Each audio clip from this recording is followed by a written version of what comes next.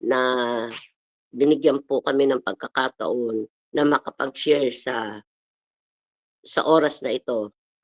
Sige po, before we proceed po, let's bow down our head and close our eyes. Lord Heavenly Father, thank you so much for this wonderful morning na binigay mo po, Panginoon. Gamitin mo lang po ako, Panginoon, Lord, na makapaghayag ng iyong salita. Panginoon, tago mo po ako sa iyong likuran. Lord, I ask Holy Spirit to guide me, lead me, teach me sa lahat ng aking sasalitain, Panginoon, na lalabas sa aking bibig. Ito po ang salitang ibinigay mo po sa akin sa umagang ito. At I'm praying, Panginoon, na ma-bless po ang lahat ng makakakinig nito. Hallelujah. At una po sa lahat, na-bless po ako habang pinag-aaralan ko po ito, oh God. Thank you. Salamat po for your love, for your mercy and grace. Lord, na andito po ang bawat isa. Nasama-sama po tayong luluhod, makikinig, magpupuri sa ating Diyos na buhay. Thank you, Lord. We adore you, we glorify you, we magnify you. And we bring back all the glory, honor, and praise. In Jesus' name we pray. Amen, amen, amen. Ang topic po nating i-discuss sa umagang ito ay about a flourishing life, God's plan for us. Yan po ang pamagat ng ating Gusto ko lang pong palagi po nating naririnig ang salitang flourishing. Ang flourishing po ay isang process or proseso based sa kapamaraanan ng Diyos at hindi sa alam natin. So, hindi tayo basta magpo-flourish. Multiple event po, marami pang pangyayari. Unti-unti, from glory to glory, maaaring ituturo ng Diyos. Marami kong i-give up, maraming i-adjust ka, at it is right on schedule.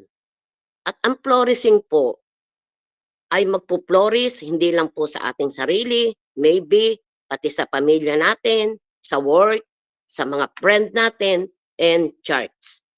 Ano nga bang ibig sabihin ng flourishing? Ano ba ang flourishing?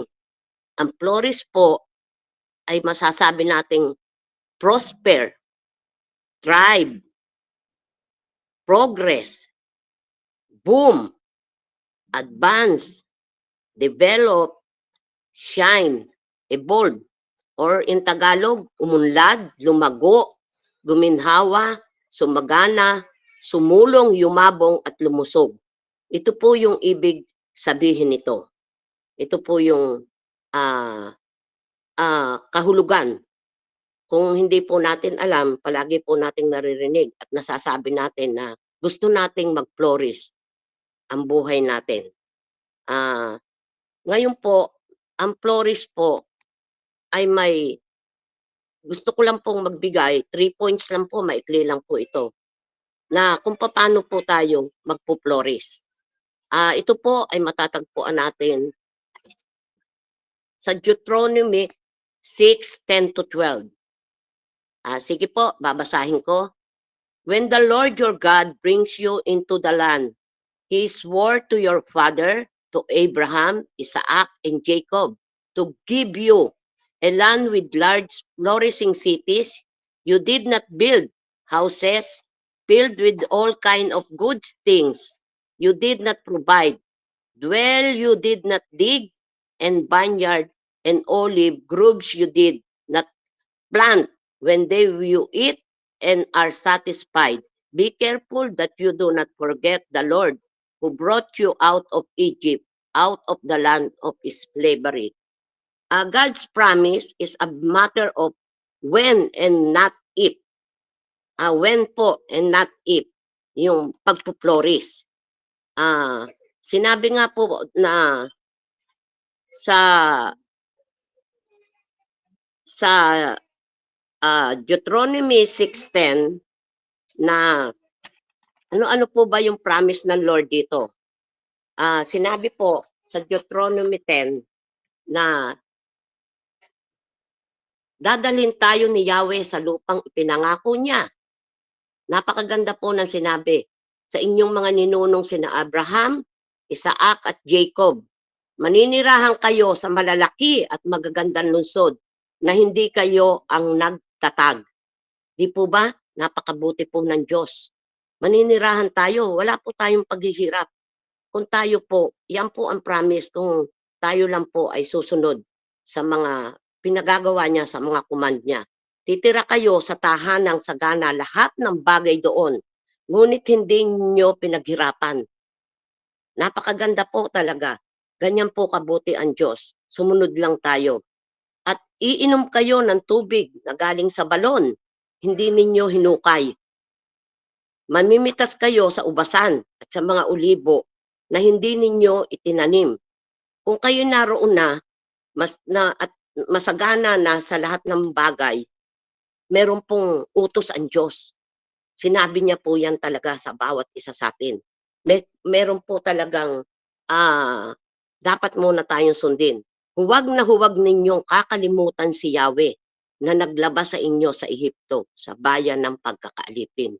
Inire-remind niya po sa atin ito na yung isang bagay na pinasagana po tayo. Pero pag ando na po't masagana na tayo, huwag na huwag ninyong kakalimutan si Yahweh na naglabas sa inyo sa Ehipto, sa bayan ng pagkaalipin.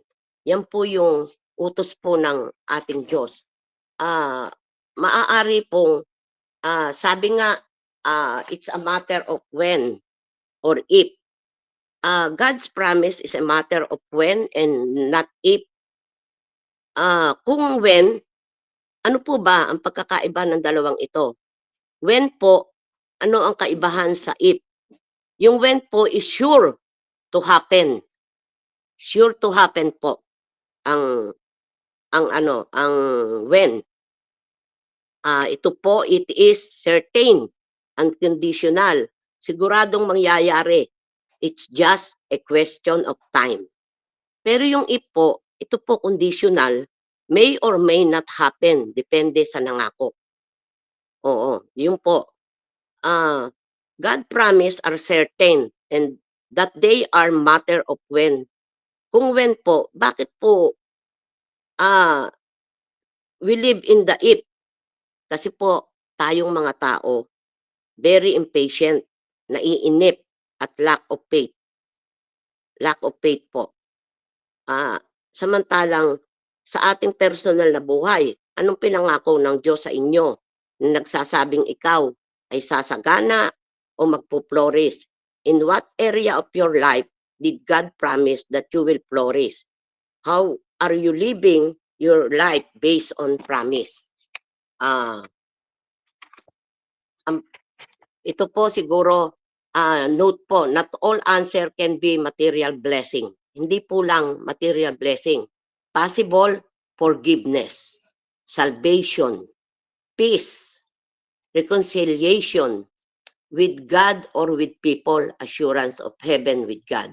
Courage, patience, freedom, freedom po from COVID, lalo lang po nung time ng COVID, at good health po. Yan po yung mga possible answer natin na tayo ay magbabago o yung promise ng Lord or magpo-flourish. Hindi po only not material things. It is forgiveness, salvation, peace, reconciliation with God or with other people. Assurance of heaven with God, courage po, patience, freedom from COVID, good health po. Yan po yung mga promise to flourish. Magpa-flourish po tayo. Yan po yung sabi sa number 1 po. Na tayo ay magpo-flourish. Sinabi niya po yan talaga na tayo ay magpo-flourish. But it's a matter of time. Hindi po yan makukuha sa madalian. Because all of this conditional is coming from the love of God. Mahal na mahal niya po tayo. By the grace of God and love of God. Kaya po tayo ay magpo-flourish. Sige po, ang pangalawa po ay you are chosen to flourish. Yes po, we are chosen to flourish. Pinili po tayo para tayo ay mag-flourish. Because we are chosen simply because God loves you po. Mahal na mahal tayo. God's love us. Lord, God's loves GFCF, AGG, and Amazing Grace po. napakabuti po ng Panginoon. Talagang pinili niya po tayo. Chinose niya po tayo ng ating Panginoon na not the last pick po, but first pick pa po tayo. We are first pick because simply His love and grace. He chose you, AGG, GFCF, at other churches po. He chose you because of the love of God. Chose pick first with boldness po. Yan po, ganyan po kabuti ang ating Panginoon. Ano po yung mga pinanghahawakan natin? Ano yung mga pinanghahawakan mo talaga na kahit maliitin ka ng ibang tao, ay confident ka pa rin sa posisyon mo? Ito po ba, yung nung po tayo, naramdaman po ba natin na God chosen you and has given you a new name? Binigyan tayo ng Panginoon ng new name, new destination, and a new purpose. Anong mga pagbabago ang nangyari sa buhay mo noong tayo ay pinili ng Diyos, at ano ang katotohanang naramdaman mo? Di po ba, of course, lahat tayo, nung tayo ay pinili, napakarami po ang tao, pero tayo yung unang pinili ng Diyos. Of course, masaya tayo. Ano pa po yung naramdaman natin? Unti-unti po talagang tayo po ay nag-grow na spiritually. At according to Mark 11:24 po, sinabi po doon, therefore I tell you, whatever you ask for in prayer, believe that you have received it and it will be yours. Napakaganda po ng pangako ng Panginoon na kung tayo po ay hihingi sa ating mga panalangin, maniwala tayo na matatanggap natin ito at ito ay para sa atin. Yan po ang pangako ng ating Diyos na sinabi po sa Deuteronomy 8:7 and 9. For the Lord your God is bringing you into a good land, a land with brook, stream, and deep spring, gushing out into the valley and hills, a land with wheat and barley, vines and fig tree, pomegranates, olive oil, and honey, a land where bread will not be scarce and you will lack nothing, a land where the rock are iron and you can dig copper out of the hill. Yan po ang pangako ng Diyos na tayo talaga ay tunay na pinili niya. Pinili tayo ng Panginoon. At mararanasan natin ang mga sinabi ng ating Panginoon. Dahil you are chosen simply because God loves you. Sapagkat kayo'y dadalhin niya sa isang mainam na lupain. Doon po pala, yun ang pangako pala ng Panginoon nung tayo ay napili niya. Lupaing sagana po sa tubig, maraming batis, at bukal na umaagos sa mga burol at kapatagan.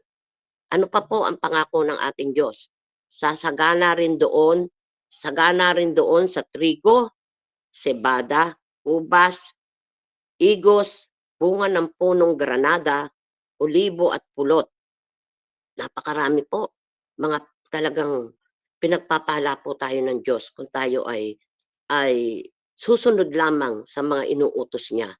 At doon sa mga command niya sa atin. At doon hindi kayo magkukulang ng mga pagkain.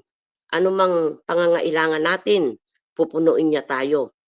At meron din po doon na mga bato roon na nakukunan po ng mga kalakal po tulad ng bakal at makukunan ng mga tanso ang mga burol.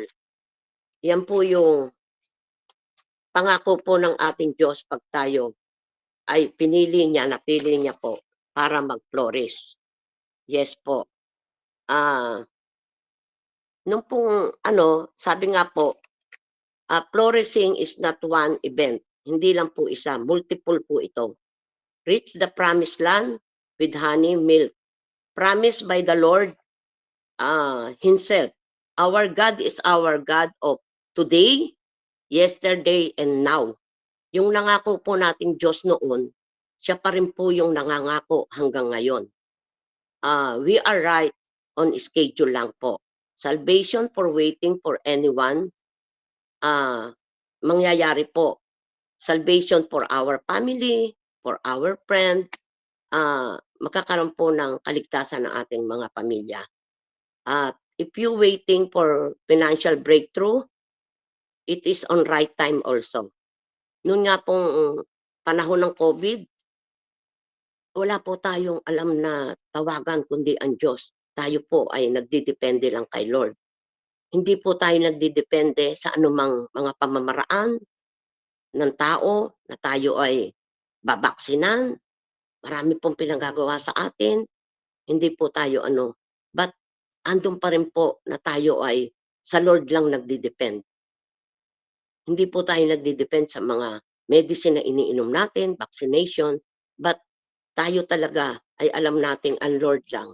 Dahil tayo pinili niya, alam niyang tayo ay kasasaganain niya at hindi tayo malulugmok sa mga bagay na ito. Like yung pinakamabigat nga po, yung pangyayari ng COVID. Ito po ay para sa lahat, hindi lang po para sa akin o kung sino man yung nagka-COVID. Ito po ay nangyari para sa lahat sa buong mundo. Flourishing po is right on schedule. Yun po ang ng Panginoon. Hindi po pwedeng ngayon gusto mo na mag-flourish, may gagawin ka po. It's a matter of time. At marami pong iba pang ikaw na iiwanan or i-give up sa buhay mo para mag-flourish ka at mag-a-adjust rin po tayo. Mag-a-adjust tayo, mararanasan natin na unti-unti tayo ay nag-matured na, nag-grow na tayo spiritually from glory to glory. Basta so hindi tayo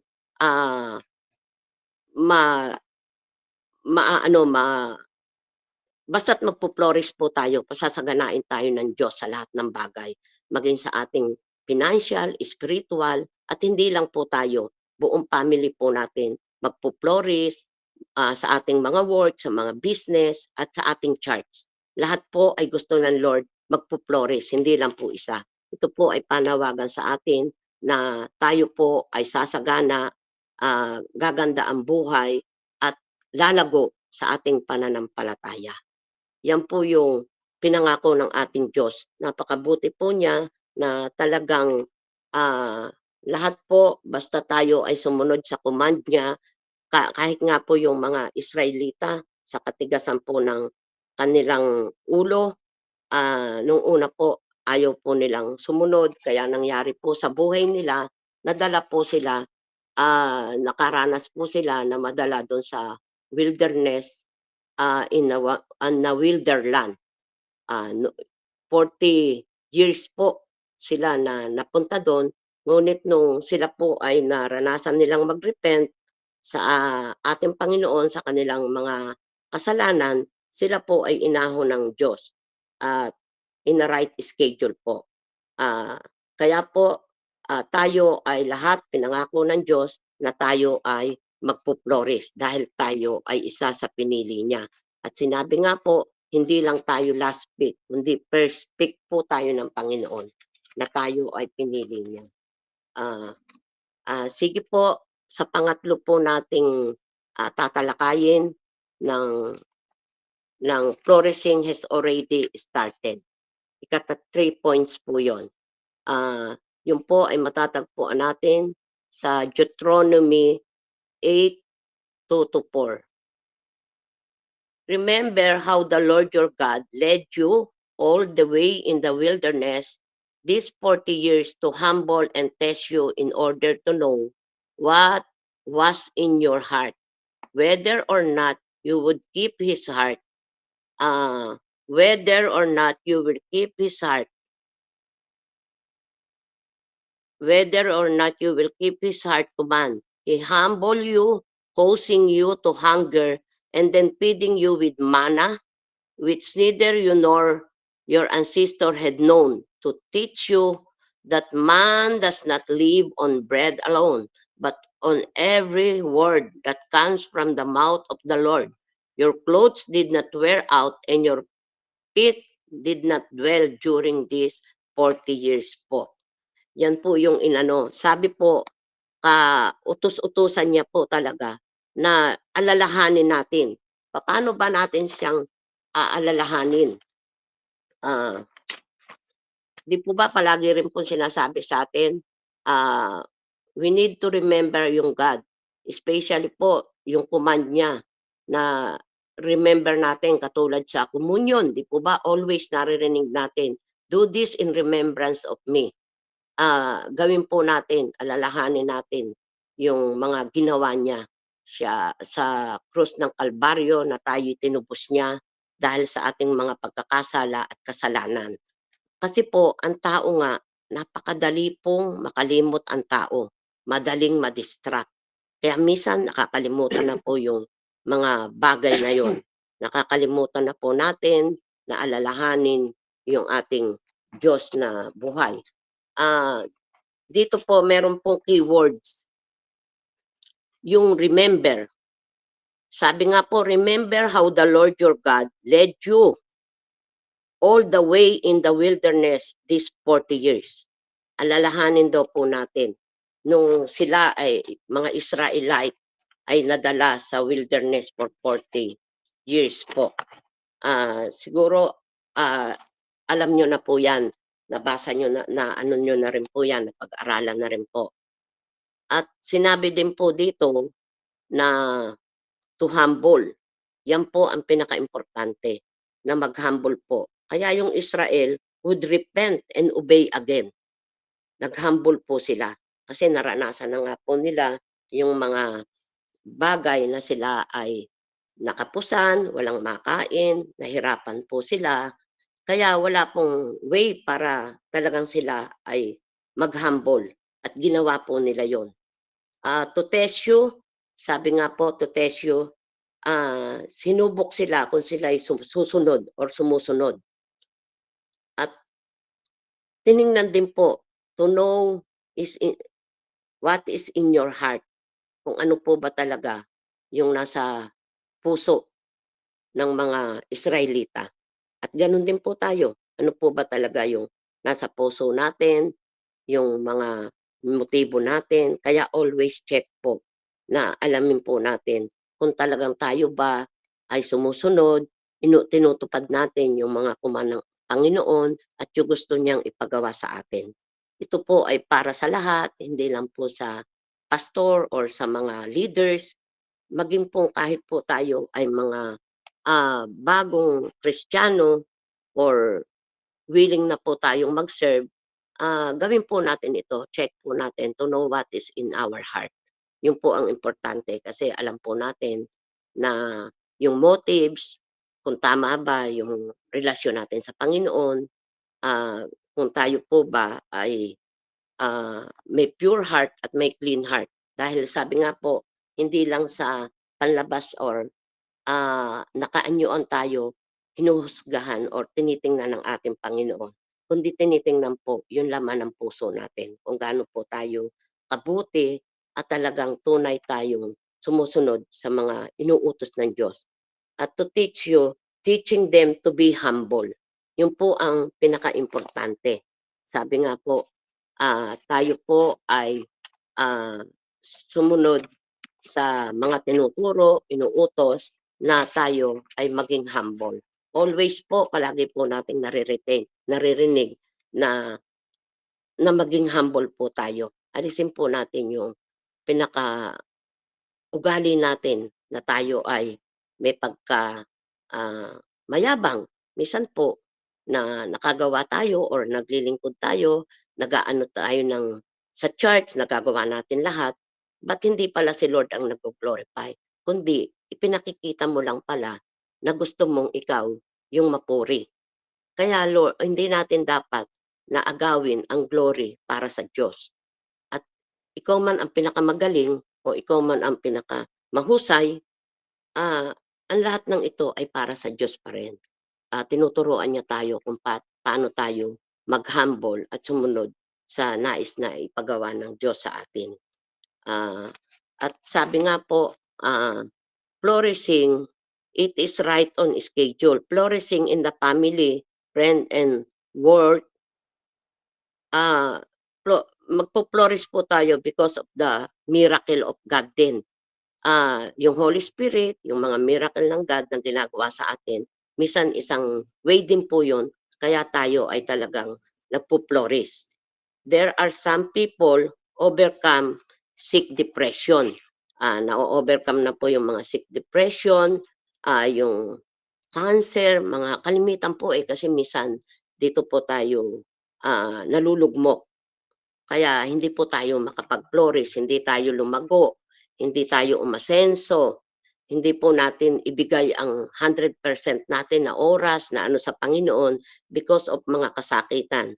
Perhaps the Israelite po ay napakatagal din po pero sila ay nag-repent at nag-obey. Kaya start flourishing when you are in the wilderness po sila nung mga Israel nun. Doon po nila na-realize na wala silang ibang lalapitan at wala silang ibang gagawin, kundi sunurin. At nung po sila'y sumunod, nag-repent, nag-obey sila sa mga command ni Lord, yung mga Israelita, doon na po nila nakita na talagang ibinuhos ng Lord, nag-flourish po sila sa mga na-reach po nila yung promised land, yung mga honey with milk, lahat na po. Isipin mo po, binigyan sila ng tirahan ng Panginoon na hindi po sila ang gumawa, hindi sila ang nagkatag, tumira sila sa malalaking lugar, masagana, sa lahat ng bagay, dahil nung naisipan nila po na sila ay mag-repent po.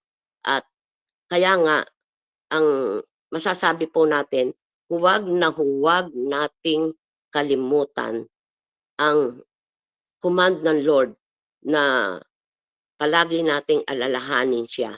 Alalahanin natin ang Panginoon sa lahat ng bagay. Hindi po niya sinabi na tayo ay wag nang alalahanin siya nung ibinigay na ang ano. At sinabi nga po talaga na sa lahat ng oras, ang Diyos lang ang itaas natin at alalahanin natin. Yan po, napakaganda po ng mga promise at nawa po lahat tayo ay mararanasan natin ito kung tayo ay susunod at sa command niya at gagawin natin at tayo po ay magpo-flourish, sasagana, uunlad, lalago, giginhawa at susulong ang ating pananampalataya. Hindi lang po tayo attendee, kundi time will come na tayo po ay mga leader na maghahayag ng salita ng Diyos. Kaya po, gusto ko lang pong ipaliwanag na itong chapter po ng Deuteronomy mula po sa 6, 7, and 8. Sa 6 po, sinasabi po ni Moises na remind Israel of the commandment given by God for them to obey. Binigyan ng emphasis ang blessing if we are careful to obey the commandment. Ipinakita rin ang danger of disobedience. May danger din po ang disobedient kung hindi po tayo susunod sa mga sinasabi niya. May danger po ang disobedient. God would bless an obedient, will bless an obedient Israel, and they would prosper. They would begin to set their heart on the blessing instead of the Lord who blessed them. Israel would repent and obey again. Yun po ang sinasabi po dito sa chapter 6 na kahit po hindi na natin basahin, yun po ang sinabi ng Lord na niremind po si Moises, yung niremind po ni Moises yung Israel about sa commandment na given by God for them to obey. Always po binabanggit na napaka-importante po na mag-obey tayo. Binigyan po ng emphasis ang blessing if we are careful to obey the commandment at pinakita rin ang danger of disobedience. Kung kaya po, kung di tayo mag-obey, makikita rin po yung danger of disobedience. At sa chapter 7 po, ito po yung command to the Israelite to completely destroy the Canaanites and their culture, destroy their altar, break down their scars, pillar, and cut down their wooden images, burn their carved images. Nandito rin yung assurance that God will help them win the battle. that God would go before them and fight for them. Sinabi rin ang abundant of blessing for their obedience. Pag po binasa natin itong mga chapter nito, makikita po natin yung mga abundant of blessing kung tayo ay sumusunod for their obedience po. At sa chapter 8 naman po, it's a warning against pride. Yan po, importante po na alisin po natin yung mga pride natin. The reason for their wandering in the wilderness for 40 years po, dito po sila tinuruan, teaching them to be humble. They will flourish and they were reminded not to forget the Lord when they have eaten and are full and have built beautiful houses and dwell in them. They are prosper and multiply. Sinabi dito na penalty of pride in the blessed life. All three po na chapter na ito ay dito po sinabi, deal with God's promise to flourish His people. Dito po sinabi sa tatlong chapter na ito. Mababasa po natin na dito magpo-flourish ang mga ang mga anak, mga Kristiyano at yung mga Israelita po noon sila ay natutong mag-repent at mag-obey. Kaya po meron po akong question for personal reflection.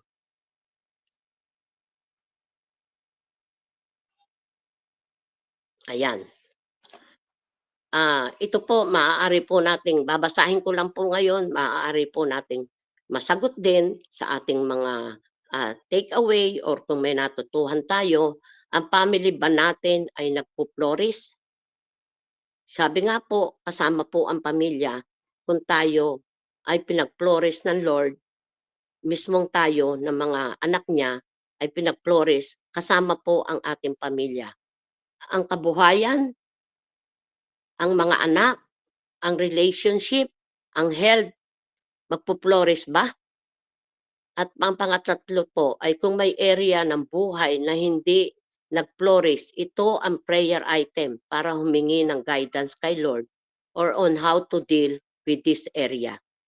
Yun po ang gustong ipahatid sa atin, mga question sa buhay natin na kaya ang tanong ko po, tayo ba ay sa ngayon ay nagpo-flourish na? Sige po, mamaya po natin yan sasagutin sa ating mga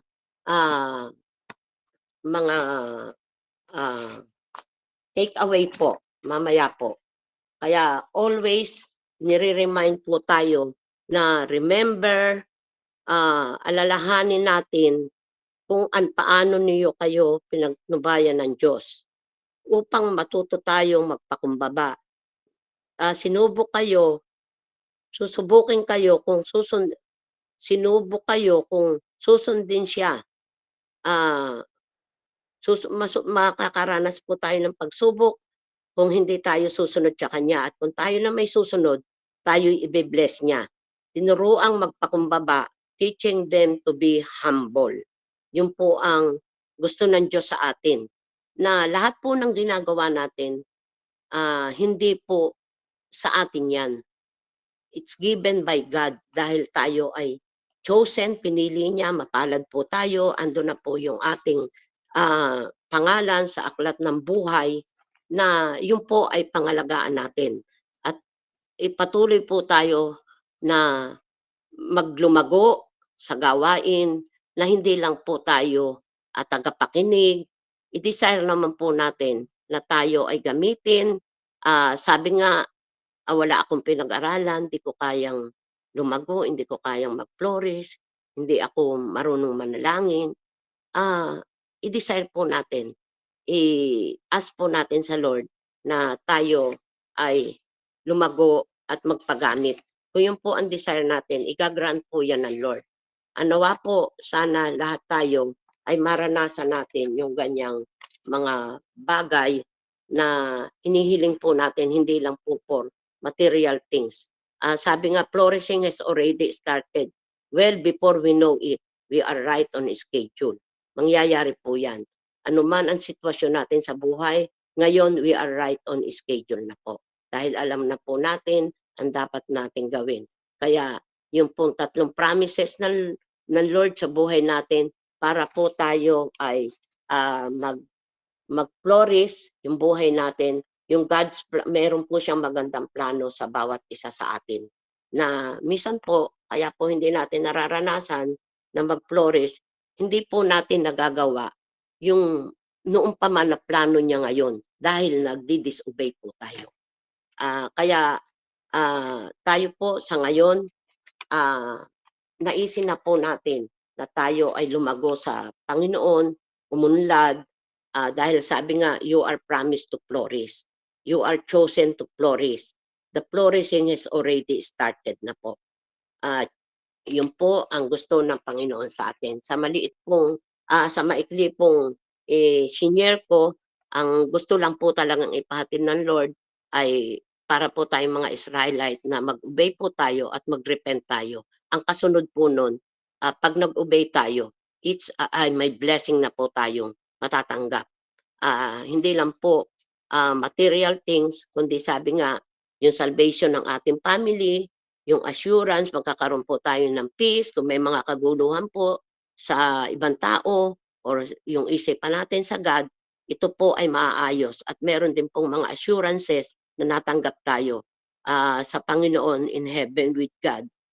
Courage, patience, freedom from other mga trials at good health po. Sige po, hanggang dyan lang po ang aking maihahayag, maisi-share na it's about flourish. Nawa po, lahat tayo inaanyayahan ko na sumagana at tayo ay lumago. At ito pong binibigay na ito ay ng Diyos ay para sa ating lahat. Sige po, let's pray. Lord Heavenly Father, thank you so much, Panginoon. Napakadakila mo, napakabuti mo, Panginoon. Ikaw ang naghahayag ng aming mga gagawin, Panginoon. Lord, ang nais mo lamang, matuto po kaming mag-obey. Lord, na hindi po kami sumuway, Panginoon. Lord, minsan, dahil sa akala namin, we are right, Panginoon, na sundin lamang yung aming gusto dahil ipinakikita na kami ay mahuhusay, sino man Panginoon, Lord, na napakatalino, ikaw hindi pa rin perpekto, meron pa rin nagagawang mga kasalanan. Kaya always know our God na siya lamang ang may kakayahan at gagabay at magtuturo sa lahat ng gusto natin. Holy Spirit, ikaw po ang magturo, ikaw ang mag-lead sa amin sa tamang direksyon. Thank you, Lord. You are our awesome God, Almighty God, Sovereign God, more than able, Panginoon, sa lahat ng aming hinihiling. Kung kami ay tumutupad at sumusunod sa iyong pinauutos sa aming Panginoon. Lord, na kaya po naming maghayag ng iyong salita, mag-share sa aming pamilya, sa community, at una sa lahat, yung pag-ibig na sinasabi mo, Panginoon, una mo kaming inibig. Kaya yun po ang ipakita namin para to show them yung love sa aming mga kapwa, sa aming pamilya, na kami, Panginoon, ay bibigyan mo ng masaganang buhay kung masusunod namin ito. Thank you, Lord. We honor you, we glorify you, we magnify you, and we bring back all the glory, honor, and praise. In Jesus' name we pray. Amen. God bless us all.